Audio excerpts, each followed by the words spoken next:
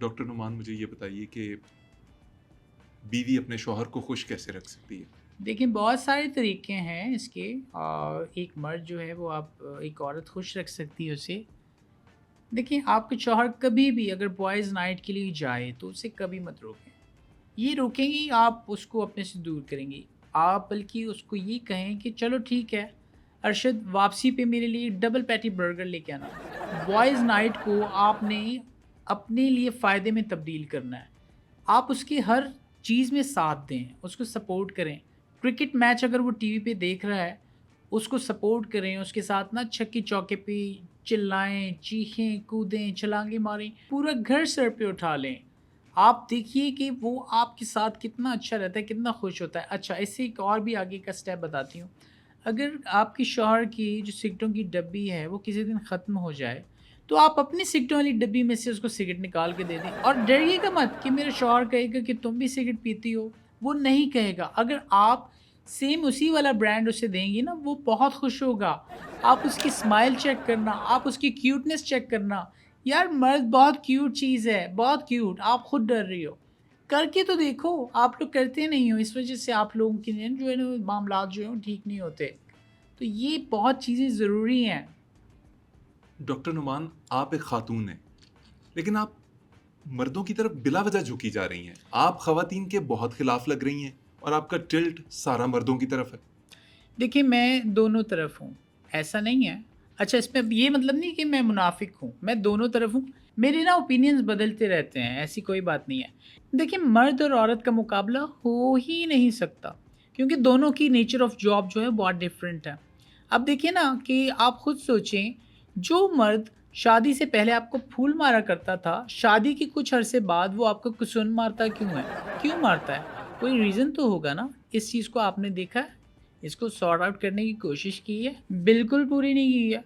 मेरी शादी को 5 साल हो गए और ना आज तक कोई झगड़ा, लड़ाई, तू-तू, मैं, मुँहमारी, हाथ उठाना, कोई ऐसा सीन नहीं हुआ, आज तक नहीं हुआ।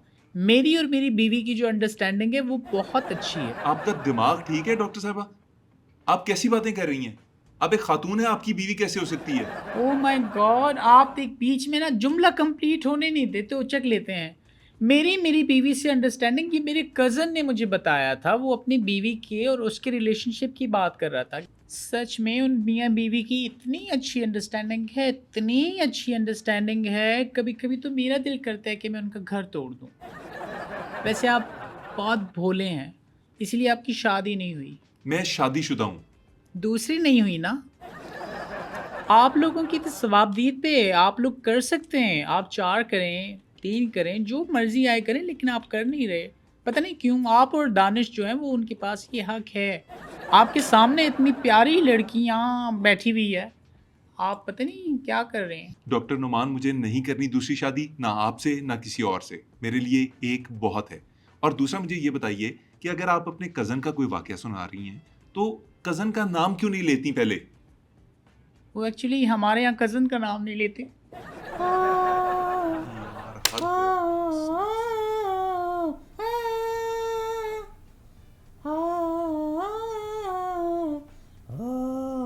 मैं चुड़ैल हूँ।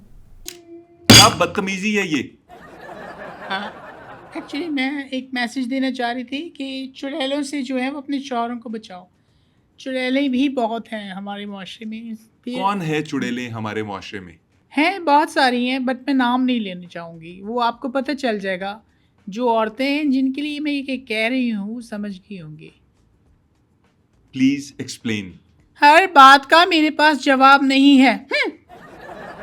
डॉक्टर साहब, आप बता देना, कौन चुड़ैलें हैं? देखिए, चुड़ैलें वो जो अपने घरों में अपने शौहरों पे शक करती हैं, उनसे सवाल करती हैं, आर्ग्यू करती हैं, उनका ज़हनी सुकून, ज़हनी खून जो है वो पी लेती हैं, उनकी ज़िंदगी अज़ाब कर देती हैं।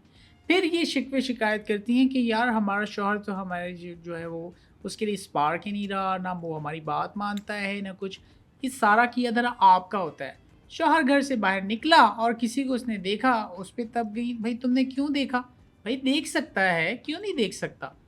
अब आप क्या चाहती हैं कि आपका शौहर अंधा हो जाए, आँखें निकालो, घर से बाहर निकले और गटर में गिर जाए? ये तो सरासर बैड मैनर्स में आता है ना, इस तरह नहीं करते।